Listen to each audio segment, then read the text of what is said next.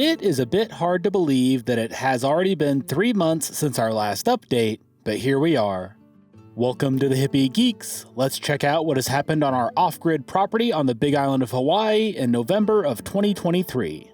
We are pretty much going to be focusing on the back of the property where we have been staying with this update, because honestly, this is where the vast majority of the changes have happened over the last 3 months.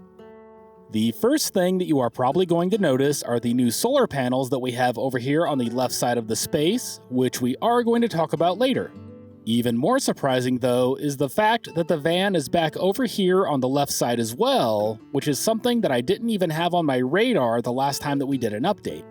Next to the van is an entirely new structure in the same spot that Noah's tent was in the last video, which is now our main living space where we have our kitchen area set up. Past that is the space where the van used to be, which is now completely open, and past that is the finished platform that now has Noah's new tent set up on it.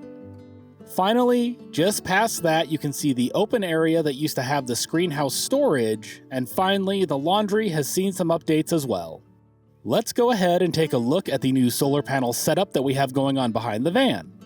Up on top of the pallet structure, you can see our 4 original 100-watt panels that we initially used in our camper van setup. Below those, however, we now have 2 more, much larger solar panels, and these each supply 415 watts, which has allowed us to triple our solar input, and that has really helped us to be able to run the generator less.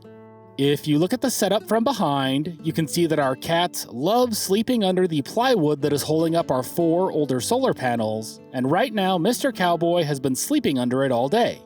Underneath all of that, you can see where we are currently keeping our water jugs, and this is our water supply that we are still heading down the hill to refill about every other day. After that, we have the van in its new/old location, and we have the awning out along with the moonshade covering our storage bins. We definitely need a better structure for storage in the future, but this is working out pretty well for now. If you look at the area from the front of the van, you can see some of our tools on the table alongside the van, our storage bins, and then if you look inside the van, you can kind of see my current area with my standing desk, which feels pretty fancy, but we will cover that whole thing in a separate video as there is quite a bit going on in there right now. If you look on the floor of the van and on the table, you can see that we have invested pretty heavily into the DeWalt tool ecosystem, and they have been working great so far. 10 out of 10, would recommend. Next up is the biggest change that we have made up here, and that is the main structure that is standing where Noah's tent used to be. This is a mostly pallet structure with some plywood on the floor and walls, and then a tarp roof over some 2x4 rafters. I definitely want to talk about this a bit more in depth in another video, but it has been working out great so far, and cost us just under $1,000 to get to this point. Out in front of the structure, we have a couple of garden areas with pretty much everything on the left side being in containers, and most of it we have sprouted from seed. We have had some really amazing avocados and mangoes here, and we sprouted seeds from all of the most delicious fruit to get some trees of our own going. I know that by doing it like this, we are several years away from even thinking about getting fruit, but it has been a lot of fun to even get them going, and someday they will provide shade and food, so we feel lucky to even be starting them at this point. We also have a tomato plant that is still making fruit, though it is pretty much done now, and we will likely be pulling it down next weekend. Over on the right side, we have our in-ground garden, and there is a cherry tomato plant in a container there as well that is also going to get pulled down soon. I do have to say that it feels pretty insane to still be getting tomatoes at the end of November, but here we are.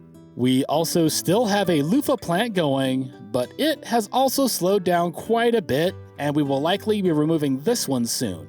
We also had an entire tub of purple basil going, but the recent rains and humidity ended up filling it with powdery mildew, so we chopped it down the other day to add to the biomass here on the property.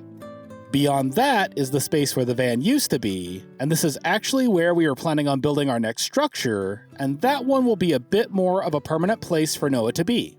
His tent is fine for the moment, but what we have found after being here for a while now is that any kind of tent material like this has about a 6-month lifespan in Hawaii, so we will need to get something a little more solid set up for him before the summer. The sun here is incredibly brutal at times, which is not something that we have ever experienced before.